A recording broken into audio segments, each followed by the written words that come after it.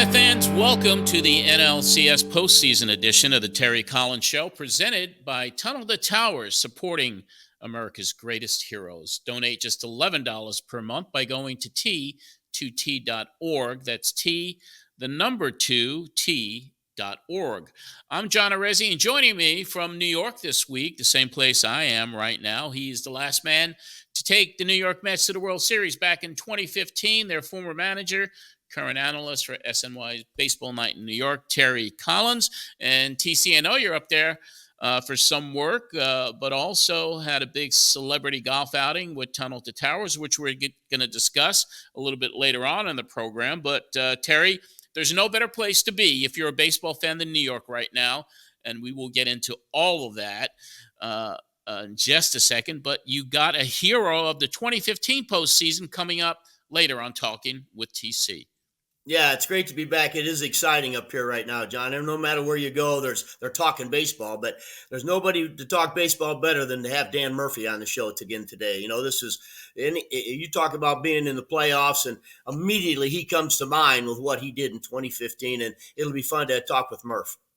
Oh, absolutely. One of the most remarkable postseasons in the history of baseball. So we look forward to that. But let's get right into the leadoff. The Mets are in New York getting ready for Game 3 of the NLCS against the Los Angeles Dodgers. They're in that National League Championship Series, having disposed of the Philadelphia Phillies in 4 games at the division series. Let's get your take on the past 7 days for the Mets. First, the Philadelphia series. How great was it to see this team knock out Philadelphia with 2 wins at Citi Field, led by their MVP of the Mets, Francisco Lindor, hitting a grand slam in Game 4, which led to the first postseason clinching celebration on its home field, dating back to the stadium opening in 2009. Yeah, they are. You know, they're just hot. Everybody. If you win, if you're in the playoffs and you're the hottest team, you're going to go a long way. And you know what they did to the Phillies to hold that lineup down. And we talked about this on one of the shows, John, about what the key was going to be the starting pitching. And the Mets starting pitching just stepped up against a very, very good lineup and shut them down. I mean, the job they've done with Manaea and Quintana, I mean, those guys have really stepped up, and it's just changed the way the bullpen had to be used. And they've got big hits from a lot of, I know Francisco, the grand slam was big, but I'm going to tell you, they got big hits from a lot of different people. And when you can spread that through your lineup with different guys coming through, you're going to be a tough team to beat. And it's just I just think they're clicking. They believe in themselves. They believe they can and no matter what part of the game they're in, they're going to win. And I think right now they're in a great spot. I certainly think the Dodger pitching is in turmoil right now. If you're only going to see Yamamoto one time, I think the Mets are in a good spot right now. Yeah, I do too. They are home after splitting the first 2 games against the Los Angeles Dodgers, and that's always your goal. If you can't get a split in the opening when you're away from home. Game 1, Kodai Senga did not find his way as the starter in Game 1. The team showed its resilience, a season-long resilience in Game 2, led once again by a leadoff home run by who else but Francisco Lindor in the first inning. And then Lindor gets intentionally walked in the second, load the bases for Mark Vientos, and he hits a grand slam. It gives them a 6-0 lead. Vientos said it took it personally. He took it personally when Lindor was walked to get to him. Your thoughts on the first 2 games of this LA Dodgers-New York Mets series? Well, obviously the first game, Flaherty really pitched very, very well, and but it was only 1 game, and I don't care what the final score was. Again, they believed in themselves, and it's amazing. It was amazing to me in Game 2 that a team as good as the Los Angeles Dodgers don't have enough starting pitching. That they had to go to a bullpen game, the second game of in the playoffs in the championship series, and then Dodgers and then Mets made them pay. I mean, you can run all those relievers out there, but once in a while they're going to run out of gas, and they look like they were out of gas, and the Dodgers made it, or the Mets made it all count. But about Mark Vientos, hey, if that's what fires him up, that he thinks that, that it's an insult to walk Lindor. Of course you're going to walk the guy. He's a possible MVP. So, and good for Mark. If that's what gets him going, put a great swing on the pitch itself. But he certainly has shown that he belongs here, and he's going to stay here for a long time. Yeah, we've seen a star develop right before our eyes, especially in this postseason. He's really came to play, and he's making a mark every time he's on the field. It'll be a rockin' city field this week for games 3, 4, and potentially game 5 on Friday. Manager Carlos Mendoza is going with Luis Severino in game 3, Jose Quintana in game 4. Game 5 starter yet to be named. So I'm going to ask you, TC, if it goes to a game 5, would you give the ball back to Senga or maybe give the ball to David Peterson, or do they need Peterson in the bullpen for the next few games? Well, again, I think the next 3 games will dictate who's going to be in Game 5. I'd be very careful with Senga. Yeah, I watched the game the other day, and I just didn't like the way the ball was coming out of his hand. I mean, yeah, control was one thing, but I've been around enough pitching, and especially Japanese pitching. The one thing they could always do, they can throw strikes, and when you're not throwing strikes, that for me is a red flag. There's something wrong. So I think they got to be very, very careful there. But again, what they've got to worry about right now is tonight's game and tomorrow night's game, and Game 5 will take care of itself when it rears up. It may be David Peterson. That'd be the guy I would turn to. He certainly has earned the chance to get back out there. But I'd be very careful with Senga. yeah, definitely. We're going to wait to see what happens as the series unfolds. There's some other question marks with the Mets right now. Brandon Nimmo has been battling with plantar fasciitis, so he's not 100%. Jeff McNeil is activated for this. Jose Iglesias is kind of not really slumping, but he's cooled off a little bit. Would you spell either Nimmo or Iglesias to get McNeil some playing time in this series? Well, I probably would. You activated him for a reason, and that's his bat. And so if Iglesias, do you think maybe look he might be tired? He's played a lot of baseball, more than he has in a long time.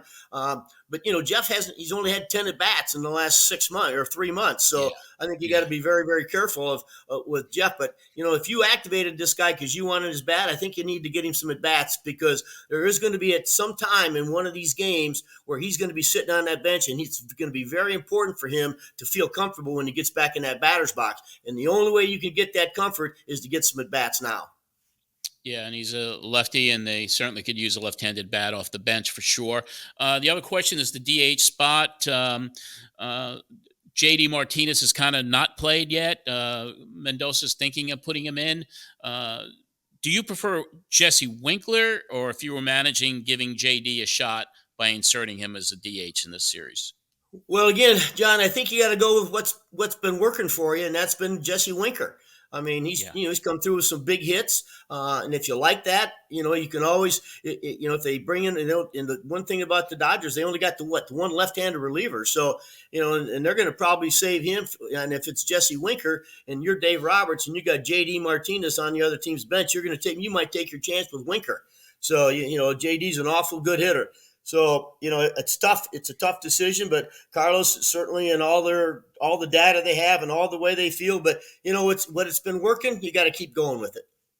yeah, and he certainly has proven himself as far as making great decisions, and has just really been just a wonderful manager throughout this whole season. And now, when the games count the most, I think he's doing a wonderful job, and this team is looking great. Finally, the crosstown New York Yankees, they're up 2-0 against Cleveland in the ALCS. Just 2 more gets them into the World Series, and the Mets are needing 3 more wins as we record this to get there as well. We could be looking at a potential rematch of the 2000 Subway World Series. How great would that be for New York, especially in a season no one thought that this was even a possibility at the beginning of the year? Yeah, for sure. It's going to be exciting for the city. I mean, I was at a golf tournament yesterday, and I will tell you, the talk at this thing was all about baseball. And there were Yankee fans there were Mets fans there, and they are so excited to think that there might be a Subway World Series, and that would be so cool for the city. And I will tell you, I actually played with some guys from Fox Sports, and they are really excited to think that they might have the two big market teams, in the Subway Series. So I think it's be great, and I certainly I truly believe that's what's going to happen. Yeah, you kind of get that feeling like they're getting ready. It's like it's all going to lead to a rematch from 2000. Terry, you talked about that golf tournament you were at, and that was part of a Tunnel to Towers Foundation tournament, and it was held at Liberty National in Jersey City. You were part of it. You spoke about it. Tell us about that, how your day was yesterday, and what it was like being at that celebrity golf tournament. Well, it was a blast. I mean, of course, there are a lot more Yankees than there were Mets there. I can tell you, I think John Franco and I were the only two Met guys there. I mean, you had Wow. David Wells and Layritz and, that's right. Nelly Figueroa was there. So we had three of us. But it was a lot of fun. Again, anytime you're around Frank Siller, you got to get excited. This guy is as positive a human being as I've ever been around in my life, and what he has done and the way he can rein in people and what he's done with that foundation is off the charts amazing. They had people there yesterday who he has helped, who they have paid off their mortgages, and you should just see them, John. They're walking on cloud nine. I mean, it's just so cool to be around them. Huge turnout, Matter of fact, the golf course had to go borrow golf carts from another golf course because they had so many people playing in this thing. And they raised, before the tournament started, Frank had already raised $1 million for Tunnel to Towers. And that is absolutely incredible. And last night they had an auction at the dinner, and people couldn't put their hands up fast enough. The bidding for things, and it was fast. But it was again, just one of those exciting things. Anytime I've done something with Tunnel to Tower, you leave there with a smile on your face. Yeah, I mean, I'm so happy that you were able to do that yesterday, and I'm sure they were happy to have you there. And like you said, they raised $1 million before it even started yesterday. Because the work that they do, they just broke ground on a veterans village in Buffalo last week. That facility alone is going to provide permanent housing for nearly 100 homeless vets. It'll also include comprehensive on-site services, including drug testing, drug treatment, education, mental health, PTSD counseling, job training, benefits assistance, and so much more. And T2T is going to start work on 2 more veterans residences later this month, one in Detroit, one in Charleston, South Carolina. These facilities will provide permanent housing for our homeless vets. So TC, what a wonderful foundation. So happy you're a part of it. I'm sure you had a great time. We're going to be back with our special Talkin' with TC right after this word from New York Mets bench coach John Gibbons for Tunnel to Towers. Hi, I'm bench coach John Gibbons. Let's go Mets. Let's help the Tunnel to Towers Foundation. I'm involved in professional baseball, right? And, kids, people look up to, we're not the real heroes. Military vets, firemen and cops, those are your real heroes. We all don't lay it on the line, but we sure look for them when we need something, don't we? A simple donation of just $11 a month will go a long way to support our first responders, military families, and our veterans who are in need. These are the true heroes who protect us all. And now it's time for Talking with TC.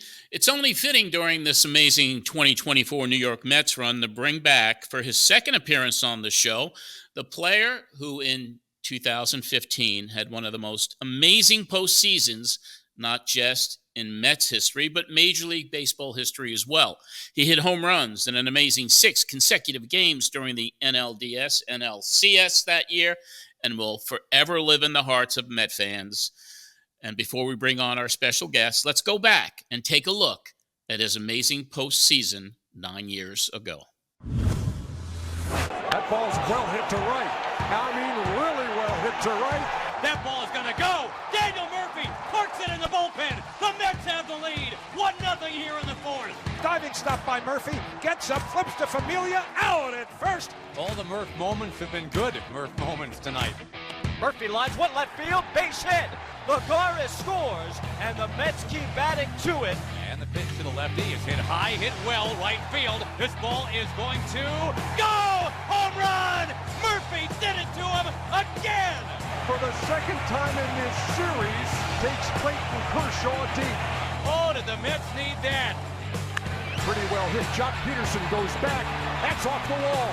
Granderson will score. Murphy digging for third. He dives in safely without a relay throw. That is ball 4. They're at first and second. And Murphy now tearing from second to third. Nobody's covering third. Daniel Murphy with the heads-up play of the night. He's going to score on a sac fly. It's 2-2. And it's all because of Murphy and the heads-up base runner. He's the guy that Cal spotlighted as a guy who could make a difference for the Mets in this decisive Game 5. Swinging a drive deep to right, down the line, and there it goes. It is 3-2 New York, and Daniel Murphy is writing some kind of story. Ripped in the air, deep to right, it's on the way. Pepsi Porch, home run. And the magical ride of Daniel Murphy continues. That's unbelievable. This narrative is taking on a whole new texture now. More of a just sporting it than a bat flip, really. Kind of like, yeah, this is what I'm doing now. I'm Daniel Murphy. One hop by a diving Murphy. He's got it. Throws to first. Put it in the box. Daniel Murphy punctuates another magnificent Murphy performance. I don't know what Daniel Murphy is eating or drinking, but I want some. Murphy sizzled at the plate again yesterday and dazzled with the glove. He's at second base, batting number 3. Breaking ball lifted in the air. Deep to right, down the line. Got a chance, might go. He did it. Home run. Unbelievable. Daniel Murphy does it again. Citi Field looks like it's going to come apart at the seams. Holy smokes. What's gotten into him? That's 4 straight games with a home run in the postseason for Murphy. No Met has ever done that before. That ball going to the track. Are you kidding? Daniel Murphy, one more time, buries it into the bleachers in right center field. Man alive, Daniel Murphy has homered for the 5th straight postseason game. 6 home runs, 9 runs batted in this postseason. This is beyond belief. And Daniel Murphy is now hit in all 9 postseason games the Mets have played. Swinging a looper left field base hit. Who are you? And what have you done with Daniel Murphy? Give Murphy a double this time, and he continues to just sizzle here the entire postseason. He did it! Another home run for Murphy! Murphy has now homered in 6 straight postseason games. He's the MVP of the planet right now. Well, that was incredible. Well, Skipper, I couldn't ask for a better manager to do it with. That was fun. Yeah. It gives me chills right there. Me too. Huh. So, Dan, I think the question I probably would like to talk to you about is, what was going through your mind during this whole time? I mean, were you just locked in? I mean, what were you thinking to yourself? Yeah, I think the best way I've honestly described it is like when you're hitting and your eyes say like it's time to go, and then your body does what your eyes ask it to do, and you're moving fast and making good decisions. I think that was probably one of the biggest things was like you had me when I would swing at anything, and I still have a tendency to do that. But then once I was able to, with K-Long and 6, to like shrinking up that zone and then know I don't have to go fast and be accurate everywhere. If I'm just first here, then I can kind of go as fast as I want. And then, once, I honestly remember the series where we play the Nationals at home against Jordan Zimmerman. So the inning where we end up cracking the homers, Grandy gets him. Right. I get Jordan, and then Duda gets him down the line. Yeah. And that was the first night where K-Long and 6 were like, hey, let's take the governor off right here. Let's like try to get this thing going to the pool side in the air. And then to get rewarded, and Zim, like he's a strike thrower, so I could kind of cheat my turn a little bit. I could call little hit and runs on myself because he was going to meet you right in the zone. And then, in the postseason, these guys, they're so good and their stuff's so good. The reason they are is because they get deep in games. And then so Clayton's a strike thrower, maybe where in this regular season I would foul that ball back. And even in my first at bat against him, he struck me out. I get him in the second at bat, game 1, and it's like, well, maybe it's not going too fast for me. Because after my first at bat, when he punched me on 3 pitches, I was like, oh my goodness, this is a different speed right here. It just was different. But yeah, I would say that's it. My eyes said yes, and my body listened for, a couple weeks. Dan, had you ever, gone through that? I mean, you were coming up. I mean, you've always been a good hitter. Did you Mhm. ever have that before the playoffs? I mean, did you ever have a streak like Okay. that? I would say I've been on a heater of accuracy. Like, so in 2011, it was actually a little bit of a story I'd tell. Like, so in 2011, we break, and Brad Emus he breaks as the second baseman, and I'm on the SWAT team with Willie Harris. So I'm coming off the bench. And there was a stretch there where I thought I'm going to get like just sent back down to the minor leagues because I'm not being very productive at all. And for probably maybe a 6 week stretch after I made some sort of adjustment, who knows if it helped or not, it made me feel better. And I started hitting singles and some doubles. And the reason I remember this, I think that I was swinging it well, at least accuracy, was we were in Cincinnati and Homer Bailey threw me a 3-0 curveball for a strike. And I was like, what on earth? That's only for like the dangerous people, you know what I mean, who hit doubles and homers.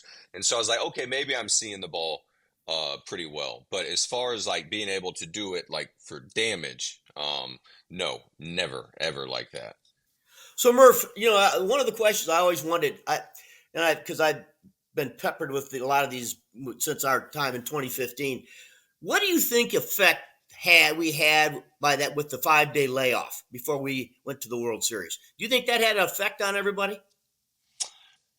I think that probably it would have helped us, the heater that we were on. I think I would say that I probably would have been better suited, even personally, just gone ahead and playing, maybe got a couple days to think about it, went around the city, and people were stoked and excited, and you're like, oh, this is a big deal, which, winning the pennant is a big deal. So going straight from LA Game 5 right into the Cubs series, I think there was some aspect to that was I didn't have enough time to kind of think about how big this situation was and how important and monumental it could be in the history of the Mets franchise to win it. So unfortunately we came up short for the World's Championship. We did hang a pennant, and I think that as I've gone back in baseball a little bit and kind of got to learn more about John McGraw, I was wondering if I've placed too much emphasis on the World Championship, put that on such a high pedestal that maybe it paralyzed me a little bit, and maybe too little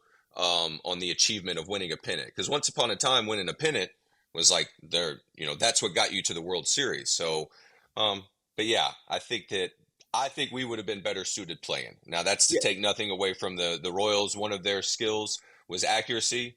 And they were accurate and hit some ground balls to me that I didn't field properly, and it they ended up winning that series. But we were playing so well coming out of the Cubs series. I mean, shouldn't forget that like Lucas bangs the homer in Game 4 to get us going. Each one of our pitchers, like Bartolo, had found a nice zone in that kind of multi-inning reliever sort of role where you could grab some innings from him. Darno, I think, went deep that Game 4. Just we were swinging the bat really well, and pitching well too. So I think it would have helped. But yeah, I did too. I realize right now in the playoffs you've got three division winners. Who won their division throughout the season. But I always thought that 5 days. We were on such a high, and it was tough. And I called every manager I knew about how can I, what can I do to keep these guys' energies up, and nobody had any suggestions. Leland didn't, Torrey didn't, La Russa didn't. And I thought, man, because I didn't want to have like simulated games because our guys would have been our pitchers they didn't want to hit anybody, so they you're out there getting your at bats, but then it's at what cost? If I'm not mistaken, I think Ted Williams played in a simulated game before the World Series. He might have taken one in the hand, so it's like I want to keep the guys sharp, you know what I mean, and face some pitching, but then you don't want one to get away from me. I know that, and you know what? As you said that too.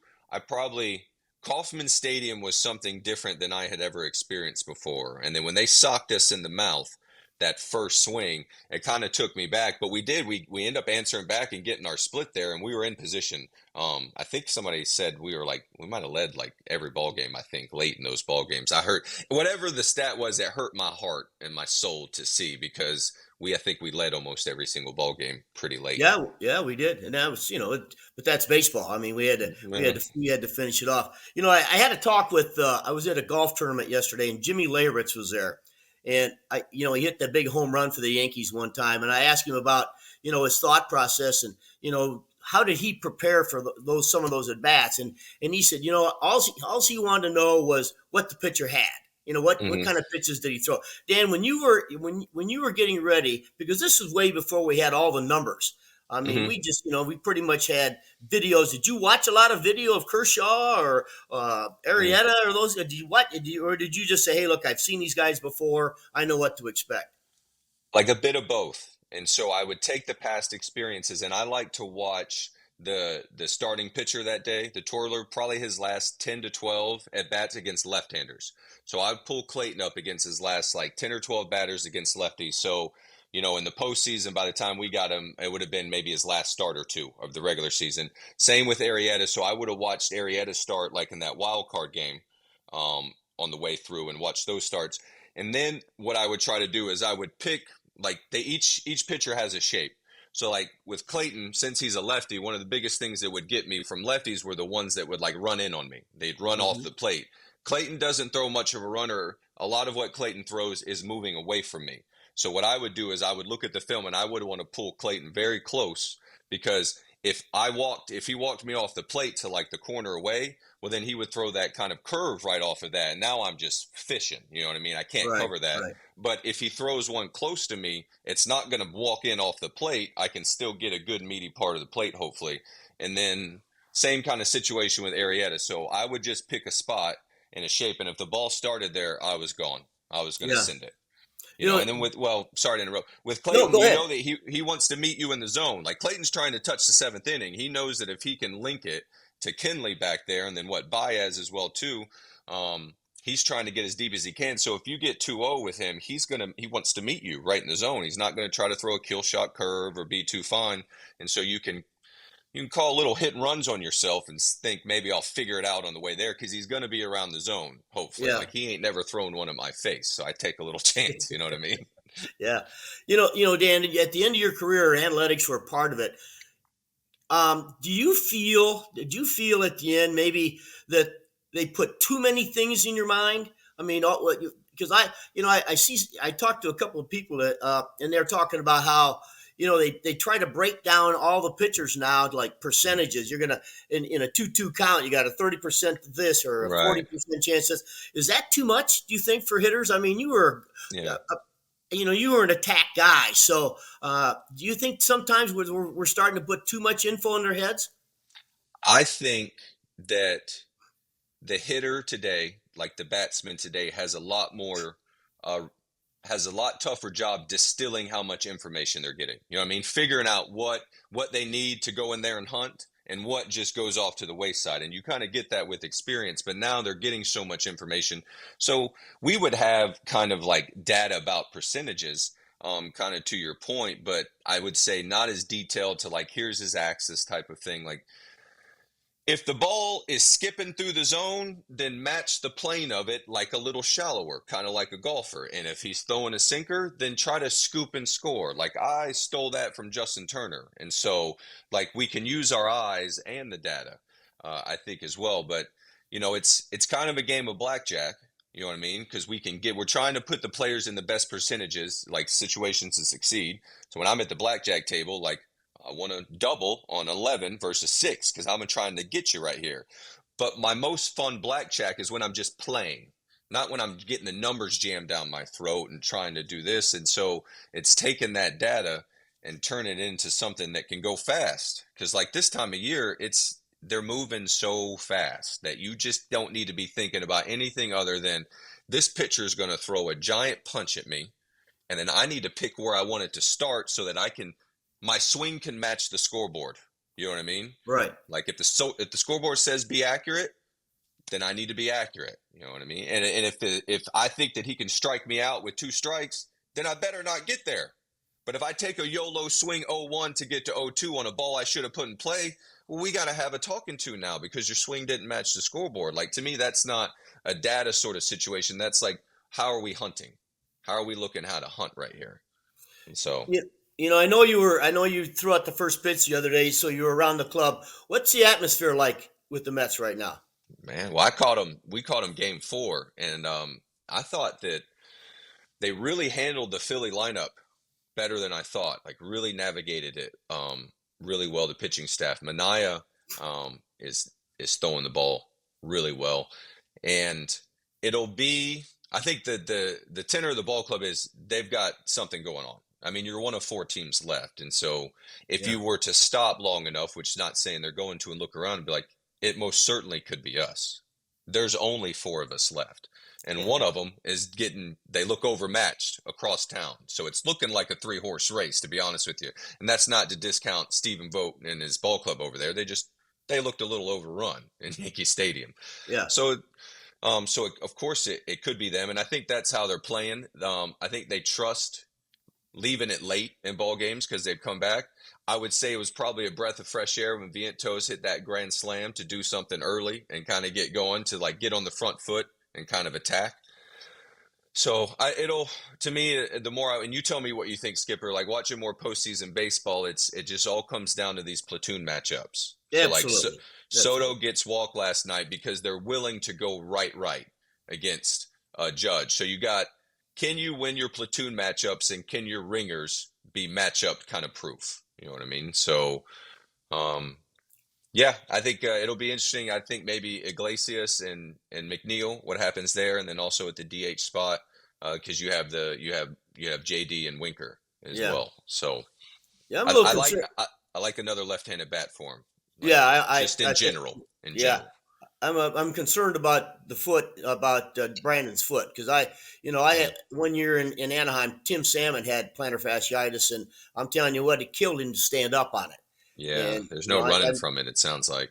Yeah, and I'm just, but I guess when you're in the playoffs and you're in a big situation, that foot doesn't hurt quite as bad. We've been around a clubhouse before. We can keep it G-rated of what guys have said to do and have been willing to do to get on the menu for a postseason baseball game. So I don't doubt that Brandon will be out there. Hopefully he's moving, and this isn't bothered him too awful much. Right.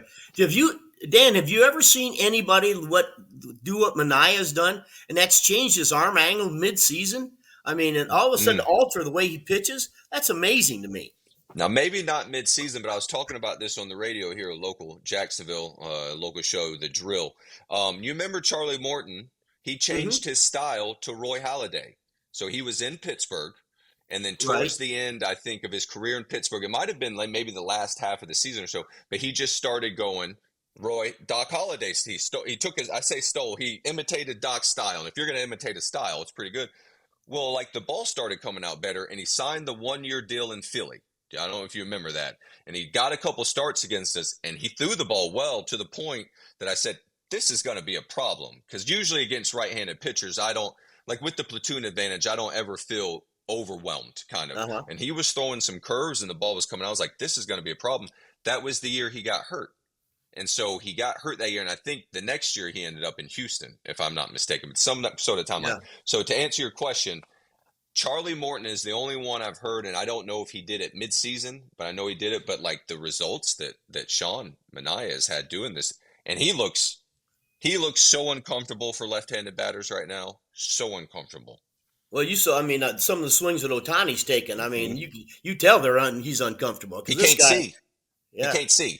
Like he's not able to stick his nose, and I get it in there long enough because like Sean's, did you see the bullpen he was throwing, the way he warms up? Yes. Where he does the diagonal one? Where the catcher's on the other side. Yeah. And maybe one turn around and hit right-handed. I'll get at you like Roger Hornsby. Forget this. Yeah. But even against the righties, he's landing that curve to get strike one. Like he's a real kind of like top of the rotation at this time of year, and they're becoming fewer and far between as we see.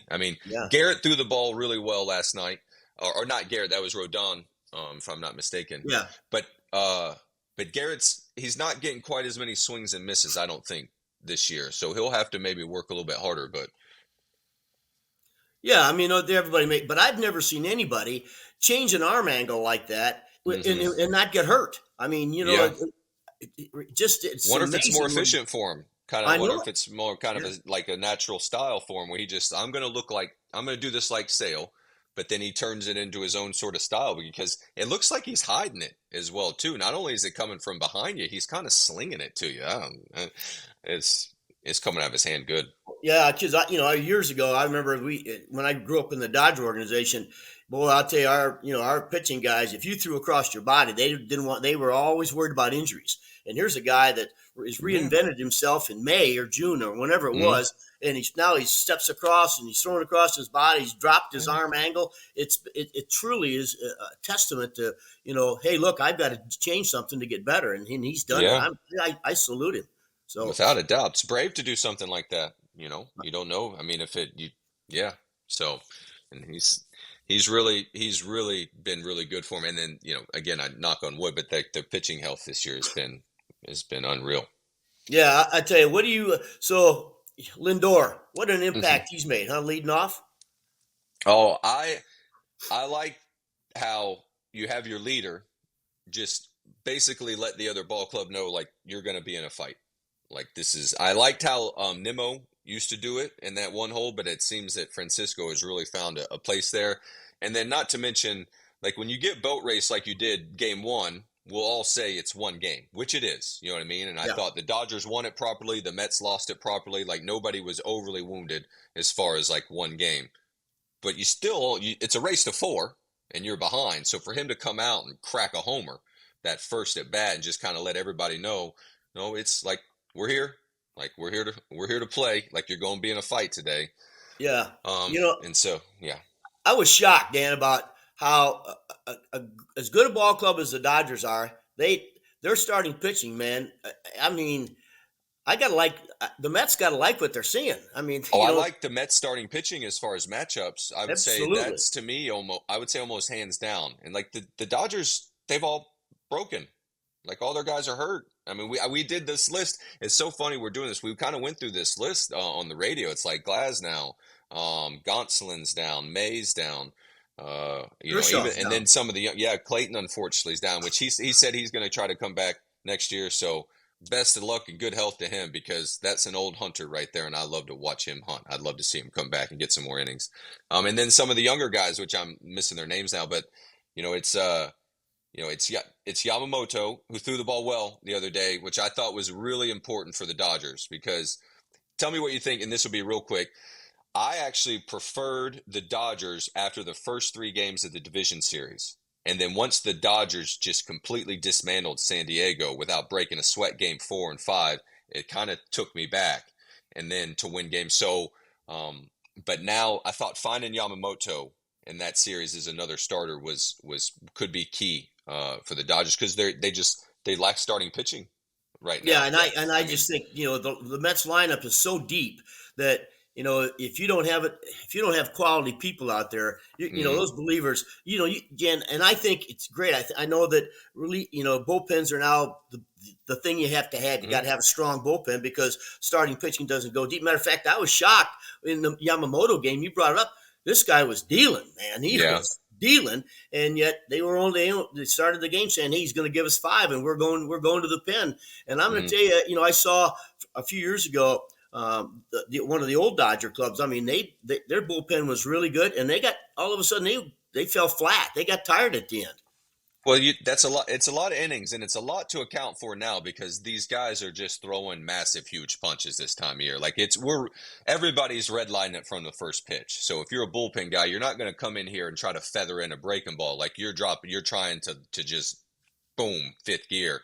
And so to your point, like, it's going to cost more. So if you get them up again, maybe you get them up and they have to get down and they get in, and then the next night you get them in. And then the more the batsman sees him, the better off he's going to be. And it's just difficult to ask these guys over the course of it. And that's what we'll see in the long series, because they're probably going to have to bullpen game it again. Absolutely. And it just, that's why we'll see what kind of length you can get. Because last time, and you can see it in the San Diego series a little bit, because last time Buehler went out, like, if it's a do or die game, like, you go and hook him, but he needed to get a little bit of length from Walker. He ended up giving up maybe the 6 runs, and to his credit, he kept taking the ball each inning. I kept keeping Doc was going to go get him, and we'll see. Hopefully the Mets can get some traffic out there tonight, because at the point that you knock him out, obviously, with the amount of use that has been put on the Dodgers bullpen that the Mets haven't gotten, it's going to cost, and hopefully you can get yourself an advantage where the batters can capitalize on it.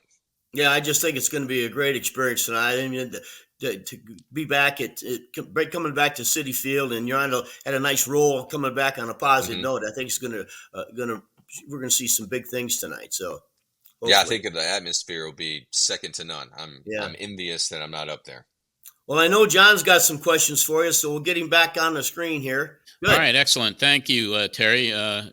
Daniel, I want to go back in time a little bit. You made your major league debut in 2008, and at that time, the Mets were in a playoff chase that fell short, missing a spot, and they lost on the final day of the season, which was also the last game ever at Shea Stadium.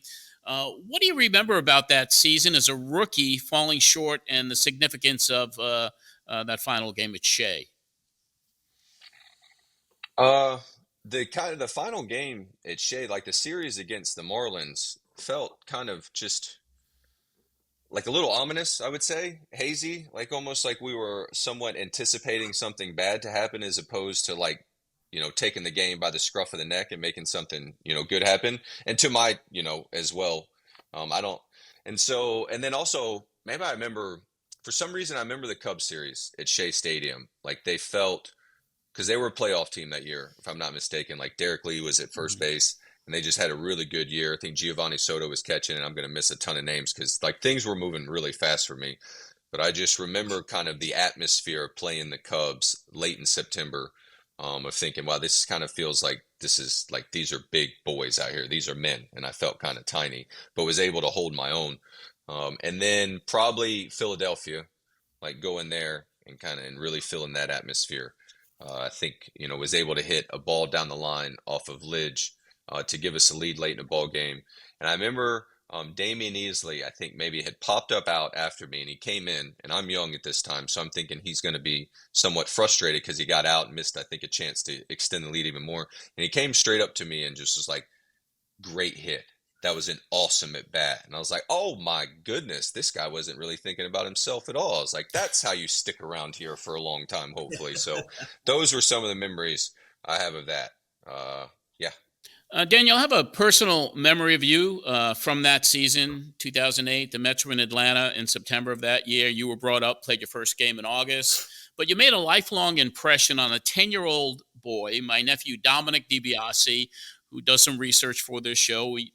We met you in an elevator with your family at the Westin Buckhead in Atlanta. I wanted to pull up that photo and show you that shot with my young nephew Dominic. Look how young we He are. became a huge fan of you. I know you were just brought up, and he became a fan that day, which lasts until today. We're going to the game tonight. We're Mm, going to the game tomorrow. yeah. But I wanted to personally thank you for that. I really did. It was such a great memory, and you've been getting more involved with the Mets this year by doing some announcing in spring training during the season. You got to throw at that first pitch before the clincher last week. Talk to us about how it feels to be back in the fold with the Mets organization, even on a limited role right now. And do you hope to have more involvement in 2025? Well, it's like it feels very welcoming, because like once after 2015, like that was the last time I was in the organization, and Skipper, we had our fisticuffs, from time to time the next couple years being in the same division. Yeah. But it's been great to be back. I was always in contact with Jay, but to talk more with Jay, and then for Steve Cohen to be so welcoming back into kind of the organization, and to see Bartolo, saw Johnny Franco, like Hosey. I ran into Hosey. He was sneaking out of there. He always smells so good, man. I gave him a hug. I was like, golly, you always smell so good. Thank you, Poppy. Oh, I love you, Murph. So it brings back such good memories that even though it's been now a decade since we've kind of, donned the Mets uniform, we were in the organization for a decade. Like that was where I grew up. That was my home. That's where my family started. And so it has been a lot of fun. And then I get to poke David even more now, since we're both down in the orange and blue again. There you go. Sandy Alderson was on the show not too long ago, and I asked him if he ever had any regrets about a free agent he didn't sign or let go or a trade he didn't make. And without hesitation, he said, if I had to do it all over again, I would have never let Daniel Murphy go to Washington. Have you ever spoke to Sandy about that, all Mm. these years later? Yes, yes. And that is like, I couldn't ask for a higher praise from Sandy Alderson, who has, I mean, what are we looking at? Half a century in our industry, starting in Oakland. Like, you want us to talk about Moneyball? Like, Moneyball started, it seemed like, in the early '80s when Sandy and Levi Strauss over there. So, like, there's no higher praise I could get, and for him to think that that was a misplay on him, hopefully speaks to how productive we were when we left, and but that's the game. Like, that's Yeah. just part of the game. There was no malice in that. Like, I think that was the off season. It's not like he didn't get two good players. Like, it was Asdrubal Cabrera and Neil Walker, and that ball club went to the postseason. Yeah. That's the game. But it is high praise. It is. I But I when we asked him that and he grateful. gave us that answer, because all the fans would have loved to see you stay, but we're so happy that you're back involved. I have one more for you, and then I'll turn it back to TC. One of the most emotional moments during the playoffs this year was when Brandon Nimmo stood near second base with tears in his eyes after the Mets clinched the NLDS at Citi Field against the Phillies. The Game 4 victory was the first time the Mets had won a postseason series at Citi Field. And Nimmo was a lifelong Met, drafted in 2011. So you kind of have similarities there. Prior to leaving the Mets after the 2015 season, you were hitting the postseason for the first time with a team that drafted you. And as a player, what was it like to finally make the postseason with an organization that you grew up in and developed in? Well, it was like I'm trying to think. Like, I just think about the people. So you think about David, who was there the last time the postseason is made. So, like, when I get into the organization in '06, like, there's a light. You know what I mean? There's David, there's Hosey, and then the veterans and Delgado and Pedro. And so, we had been there before while I was in the organization, but then to have David there already, kind of, I would say, waiting and leading us, and then all of the guys I came up with: Duda, Tejada, Flores, I'm going to miss some, Bobby Parnell, like John Neese, like all of these guys that we came up with, Lagares, and Marte reminds me of Lagares. And so, and then the way that Darno fit in and the young pitching, it was kind of felt like a culmination of something that we felt like we were good enough to do, but had never done, and so hats off to Sandy for making some serious additions at the deadline, and they came straight in with Kelly Johnson and Juan Uribe, and it's like some real pros that we got, and we caught, I would say, more than a heater, because we played good ball, I feel like, for like 2 months heading in as well too. So, and then so that's the way I would think of it, like looking at each guy after winning the NLDS or the pennant. Was like, this is like family. We've been doing this a long time together, and this is a ton of fun. It was. Well, I certainly appreciate your time today. I'm going to toss it back to Terry. So Murph, you've been so busy doing all the a lot of the media stuff now. How close are you to getting back on the field? Well, I was on the field last night. I'm the bench coach for the 11U Blue Claws, for the oldest Noah, if anybody remembers him with the broom from Chicago in 2015. So it's, Skip, it's not that I wouldn't want to. Like, to go on a campaign that could culminate in a pennant and a chance at a world championship is like, it stirred something up in me that I didn't really know was in there. You walk away from it and think, like, I'll be able to leave that piece of me. But to get a group of, like, men and women and aim at something and to be this deep into it, it got me going.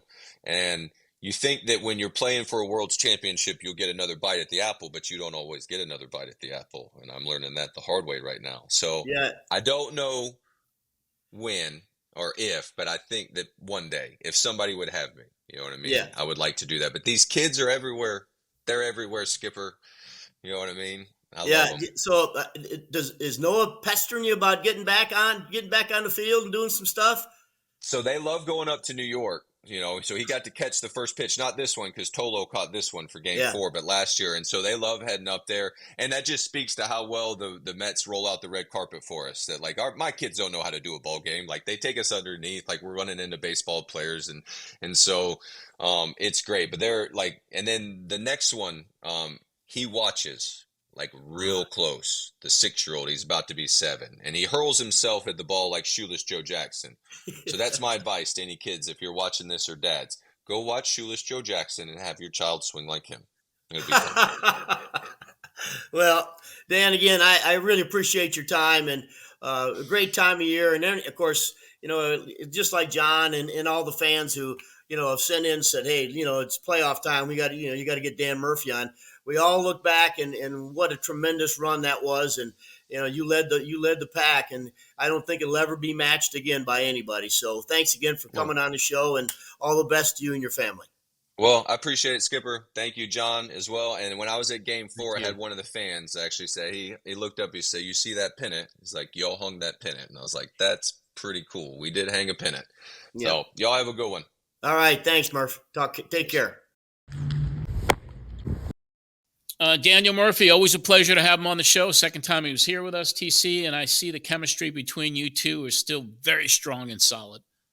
You talk when you want to talk baseball. Dan Murphy is a baseball player. I've told you the story, John. When I first came to the Mets, Dan was going to be the first baseman with the Mets back in 2011, and he tore his knee up in spring training, so he missed the whole year. And so I was going through the minor leagues at the time, and anytime I was in St. Lucie, I would go out to the field to watch the rookie league team or to watch the team in the St. Lucie A Club, and Dan Murphy's sitting there watching games, talking to the young players. He is we got to get him back in the game somehow. Yes. You heard him talk about hitting and how he explains it. He's outstanding. I'm really thrilled to have him back on the show. Yeah, it was a pleasure to bring him back. And now it's time for another Tunnel to Towers Amazing Hero of the Week segment. Let's go to that right now.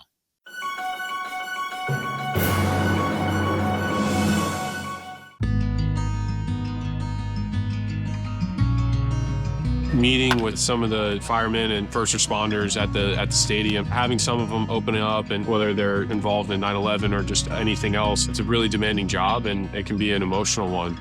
Whether you lose a dear friend or you get seriously hurt, like that's a way different perspective than going 0 for 4. As a player of the Mets, I feel like for me, I have a responsibility to give back to such a strong and gracious community. Pete, you did it. How much fun was that? That was a blast. I'm just happy that I could donate 5% of this money to Tunnels to Towers. I mean, I have the utmost respect for the people that put their lives on the line every single day. When we found Tunnels to Towers, it was like, this is perfect. This is authentically New York. It was a no-brainer for us. I came from a military background. Both my grandpas served. I mean, I feel really strongly about people who put their lives on the line every single day. And for me, I think that's kind of overlooked every once in a while. It's something that we all kind of take for granted. Hopefully other people can be inspired to help out. Our foundation will take this money because of you, Pete, and we can help others to make sure that when they go out and they protect our country or they protect our community, and when they leave their family behind, that we are going to take care of these families. And I thank you for that, and God bless you. That moment, so incredibly heartfelt and heartwarming, and just seeing the good immediately right away and the impact, that's really important, and I'm so happy to do it. Heroes don't wear capes. Heroes are just regular people that just do incredibly exceptional things. Hey, I'm Pete Alonso. Let's go Mets, and let's help the Tunnel to Towers Foundation. Go to T2T.org for more information about how your donation can make a difference. We'll have another T2T Amazing Hero on next week's show, and that'll wrap it up this week, Terry. We had another wonderful show. The postseason is here. The Mets are continuing. And I just want to remind everybody, if you haven't already, subscribe to our YouTube channel. That is at The Terry Collins Show. You could follow Terry on Instagram and at X at TerryCollins_10. You could follow me at John Arezzi. Until next week, when we will previewing a potential Mets World Series appearance. Fingers crossed. This is John Arezzi for Terry Collins. Best of luck to the Mets this week against the Dodgers in the NLCS as it continues. Let's go Mets.